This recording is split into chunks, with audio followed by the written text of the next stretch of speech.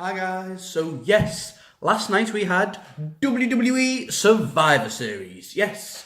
And on the whole, I think it was a pretty fun show, I think, looking back at the card, it surprised me because I think the hype and the build was so weak going into this year's Survivor Series because, we'd already been 3 weeks out from Crown Jewels. They didn't have long to build up any feud between SmackDown and Raw for a lot of these matches. And then, of course, the late card changes with Charlotte and Daniel Bryan. That didn't bring a lot of hype either. But I've got to say, this was actually, for the most part, a really fun show. I mean, I've seen people bitching about this online, but I think this was a really good show. I think there was only like one match on the card that I found disappointing. Everything else was really good. Kind of like last year's Survivor Series. So, hey guys, let's get started with the first match. So we had a 10-on-10 Survivor Series tag team elimination match on the pre-show. Yes, Team SmackDown, we had the Usos, the New Day, the Sanity, Luke Gallows, Carl Anderson, the Clones. And Team Raw with Bobby Roode, Chad Gable, the Revival, B-Team, Lucha House Party, and the Ascension. And this was actually a really good match. It was 22 minutes, and it had some great spots at the final 10 minutes of the match. The final 10 minutes was incredible, but so yeah, it gets started. The Colognes pretty much get jobbed out straight away to Dash Wilder with a chatting machine. And the B team go out 5 minutes later to the club. Then Sanity get eliminated by Bobby Roode after 6 minutes, which was great. I thought Sanity would last a bit longer than that. And then the Ascension get taken out by the New Day, and the club get taken out by Grand Metalik. So it's quite even to start off the match. But then Raw took a few big hits. Lucha House Party gets taken out by the Usos. Then Bobby Roode and Chad Gable get taken out by Big E. The final three was just the New Day, the Revival, and the Usos. Then the New Day get eliminated by Dash Wilder. So in the final two, it's just the Revival and the New Day. There were so many good spots. It was a really good match. I mean, really, really good. And then it ends with the Usos hitting an Uso splash on the Revival. And 1, 2, 3. Yes, so the Team SmackDown got one win on the pre-show, and that's the only win they got this evening. It got a lot worse for SmackDown. But yeah, this was a really good match. I thought it was a really good 22-minute match. Had some really good spots. I really enjoyed it. I thought it was a really solid match to kick off the show as a pre-show match. But unfortunately, for some reason, it didn't get counted as in the official Raw versus SmackDown count, which I found. Oh, but it's a win. SmackDown Live. I don't know, but yeah, I guess it wasn't on the main card, so it doesn't count. Yeah. Anyway. Yes, Team Raw going up against Team SmackDown, the women's 5-on-5 Survivor Series elimination match. So Team Raw, we had Mickie James, Nia Jax, Tamina, Bayley, Sasha Banks. And Team SmackDown, we had Naomi, Carmella, Sonya Deville, Mandy Rose, and Asuka. What a shit team, apart from Asuka, of course. And this was a good match. It was about 18 minutes, this was another fun match. I thought, So it got started. Naomi gets taken out pretty early by Tamina with the super kick, which wasn't great to say. I quite like Naomi, but then Tamina gets beaten by Carmella, and like a minute, 10 seconds later by the schoolgirl. And at the end there's a bit of a match. And then about 5 minutes later, Mickie James gets eliminated by Mandy Rose. Then it's 1-2 to SmackDown, I believe, yeah. And then Carmella gets eliminated a bit later by Bayley. Mandy Rose gets eliminated by Sasha Banks, and Bayley and Sonya Deville later on, a bit later in the match, they get a double count out, so they're out the match. I was like, bit of a shit finish that, but whatever. And then Sasha Banks gets eliminated by Asuka with an Asuka lock. 18 minutes in, so then it's just Asuka and Nia Jax, I believe. And Nia Jax was getting booed the fuck out of. She was getting so many boos, not surprising, after the shit she pulled on Monday, injuring Becky Lynch. So yeah, the crowd were just booing her so much. Oh, it was great. I was loving it. Then it's just Asuka and Nia Jax, and they have a bit of a match a little bit, but then Asuka just gets pretty much squashed. She gets a few she gets like 3 leg drops in a row, then a Samoan drop, boom, and Nia Jax just beats her in pretty convincing fashion, and Team Raw win. And Nia Jax says, "Yeah, I'm not like most girls," and the whole crowd just booing her. I'm like, oh, why would you do that to me? Why would you push the woman who pretty much injured one of your top female stars? I mean, I heard loads of rumours that Nia Jax had loads of backstage heat on her, that her push was going to be like suspended for a bit, like she wasn't going to get any. But yeah, and then she wins for Team Raw. So I'm like, is she getting punished, or does the fact that she's The Rock's cousin, does that help a lot? I don't know, but Yeah, I really wish we could. We didn't have to see Nia Jax win, did we? That was like rubbing salt in the wound after what happened with her and Becky. But oh, whatever. Then on to the next match. We had a singles match. The Intercontinental Champion, Seth Rollins, going up against Shinsuke Nakamura, the United States Champion. And wow, this was a really good match. It was 21 minutes. I mean, this might be Shinsuke Nakamura's best match on the main roster on a pay-per-view. Because we've been waiting so long for him to have that one amazing pay-per-view match that we saw he had in NXT. Yeah, this was a really good match. There were so many good spots, but both guys were so evenly matched. I mean, this is the Shinsuke Nakamura I wanted to see ever since he made his debut last year on the main roster, but we haven't seen it really, have we? Yeah, this was such a good match because these two, such good technical wrestlers, so good high-flying guys, really good chemistry. And this was a really good match, 21 minutes. And yeah, there were some really close falls. I thought Shinsuke won it a few times when he hit a back-to-back Kinshasa. Seth kicked out, the Hurricane Rana, I love that move, and Shinsuke kicked out. There were some really good spots. But yeah, Seth won, I believe. It was really cool. I think Seth counted a Kinshasa and he counted that into a curb stomp. 1, 2, 3. I thought this was really good. Yeah, really good match. And at this point, it was 2-0 to Raw. If you don't count the push match, yeah, it was 2-0 to Raw. It gets worse. But yeah, this was really good. Really good match. Was a bit surprised Dean Ambrose didn't come out maybe and cost Seth the match. I was really thinking Dean would come out and cost Seth the match. Didn't happen, quite surprising, but yeah, really good match, and yeah, I'm happy. I think this is probably Shinsuke's best main roster pay-per-view match, and I'm happy because he's finally had one. It only took him like a whole year and a half, but yeah, poor guy. And then on to probably the weakest match of the night. Yeah, it was. Yeah, we had AOP, the Raw Tag Team Champions, going up against The Bar, the SmackDown Live Tag Team Champions.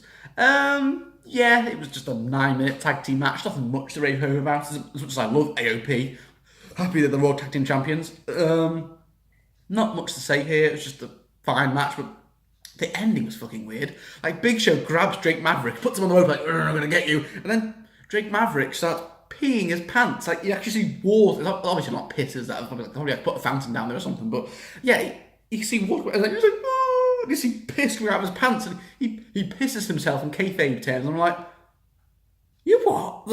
What?" And then Big Show's just like, "Ha ha ha ha!" But then while they're Big Show's distracted laughing at Drake Maverick, AOP hit their finisher on Cesaro. I mean, it's all Sheamus, and yeah, they win, and it's 3-0 to Raw.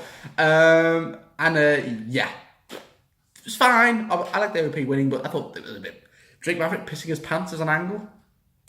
Then on to a singles match for the WWE Cruiserweight Championship. Yes, the only belt that was on the line last night. Buddy Murphy defending his belt up against Mustafa Ali. And, woo! This was a really good match. Yes, the Cruiserweights getting to do their shit, and it was really good.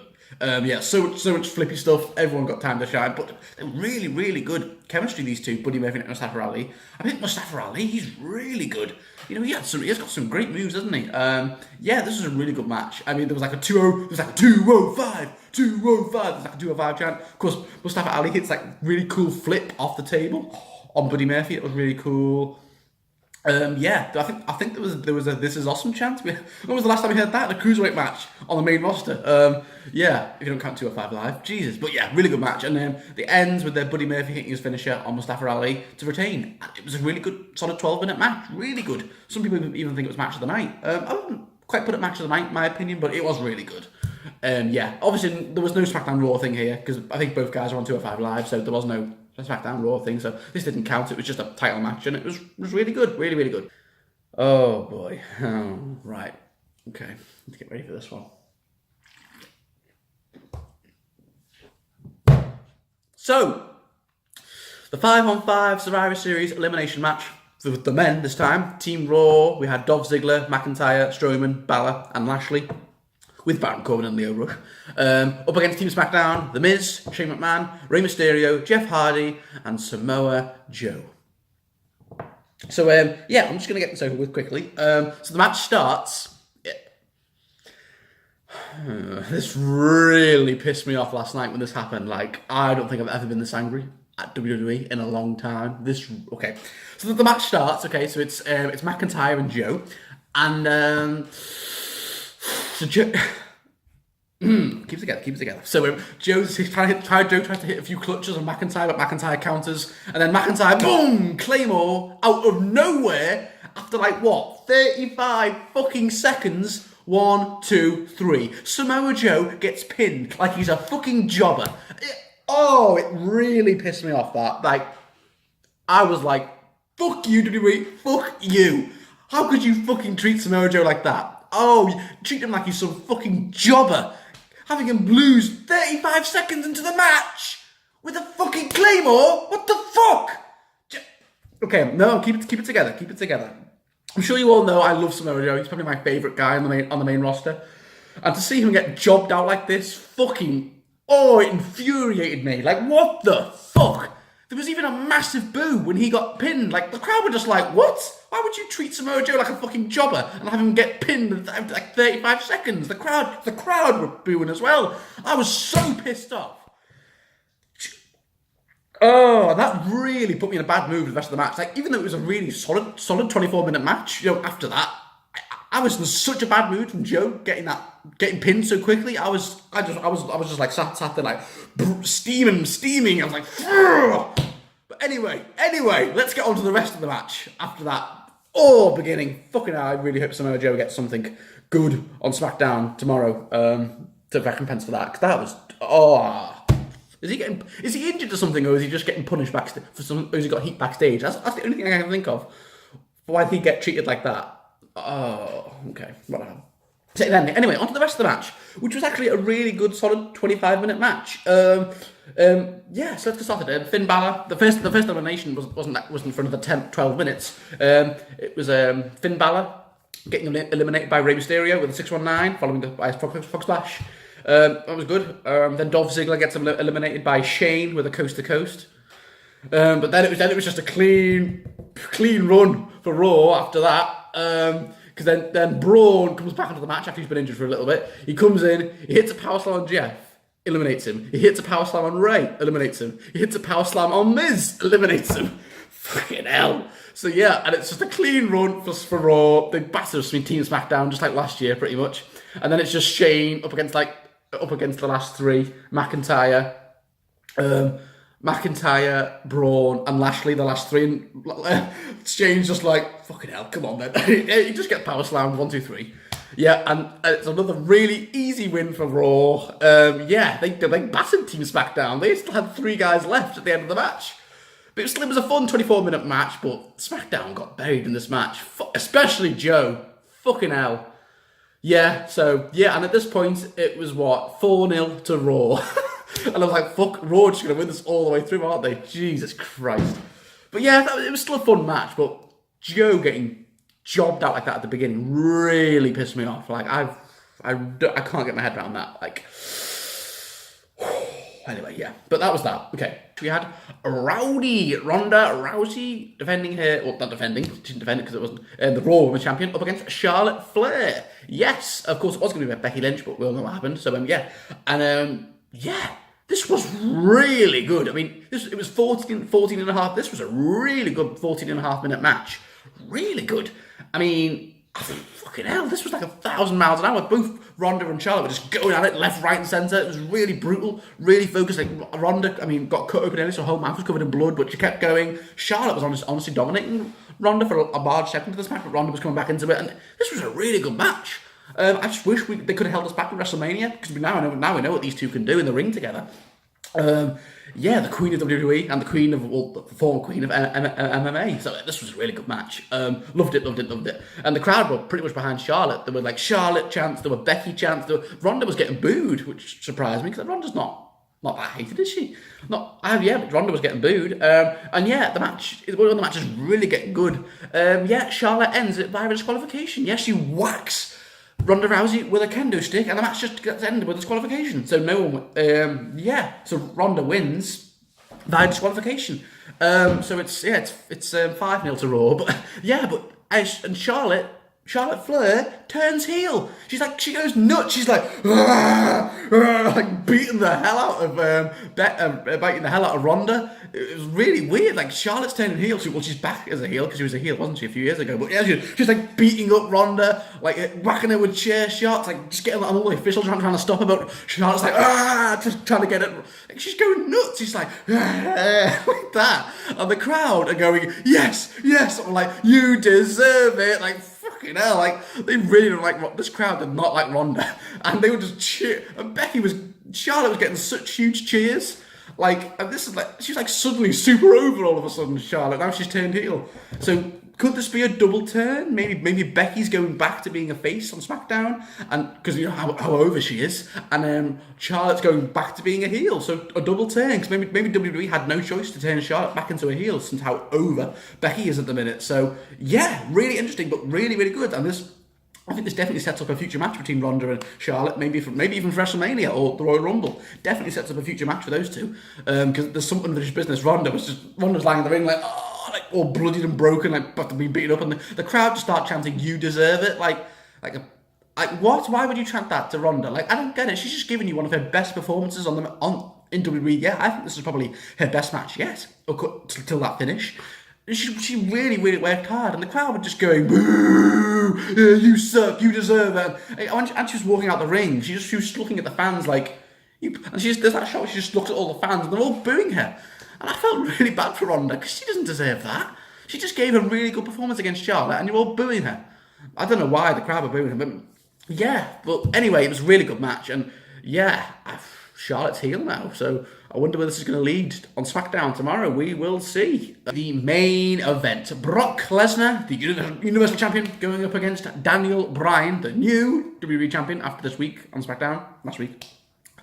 And yeah, this was a weird match. It was quite similar to AJ and Brock last year, where Brock just dominates the early segments of the match, but then Daniel Bryan, AJ, gets back into it at the end. But so basically, the first 10 minutes of the match is just Brock ragdolling that Daniel Bryan all over the ring, suplex, slams, just all over the ring. He's like whacking Daniel Bryan. He even hits an F5 on Daniel Bryan, and Brock's like, no, that's too soon. And I thought, I was like, oh, this is getting really ugly, because Daniel Bryan's just like, get absolutely ragdolled all over the ring. I was like, this is such a mismatch. But then, after like 10 minutes of Brock just dominating Bryan gets back in the match. He hits a low blow on Brock, like classic heel Bryan, how he won the belt. And he hits a goat kick. I was like, oh my god, is Bryan actually going to win it with that? I was like, and the crowd were going nuts. 1, 2, and Brock kicks out. And I was like, fucking hell, I thought for a minute Bryan was actually going to win that with a low blow and a goat kick, like how he beat AJ on SmackDown. I was like, oh fuck, but no, he didn't. But then Daniel starts to actually get some loads of moves in. He hits loads of running dives on Brock. He hits loads of leg submissions on Brock. He even hits what, I've forgotten what Daniel Bryan's submission's called, sorry. But yeah, he hits that on Brock, and Brock's like, trying to get to the ropes. He gets to it eventually. But yeah, Bryan starts to get a lot of offense in, just like with AJ did last year. And yeah, it was really cool. And I think he hits 2 more running goat kicks. Brock really sells them. Yeah, but yeah, and then Brock kicks out again, obviously. And then I think it ends, we get Brock catches Bryan out of something, and then boom, 1 more F5, 1, 2, 3, yeah. And yeah, Brock wins. Obviously, he was going to win. But yeah, Bryan still got a lot of offense in, didn't he? Even though the first 10 minutes was all Brock, Bryan got loads of offense in for the final, like, 7 minutes of the match. Yeah, so kudos. It was very similar to Brock and AJ last year, wasn't it? Brock dominated the early segment, but then AJ got back into it with loads of other moves, but then Brock obviously won at the end with the F5. But yeah, really good match. It was 18.5 minutes, very long match. Yeah, probably, I think this is Brock's longest singles match in like 3 years, something like that, ever since Taker at Hell in a Cell back in 2015. So yeah, really good match, and a really good night. I don't get why people think this is a really shit show.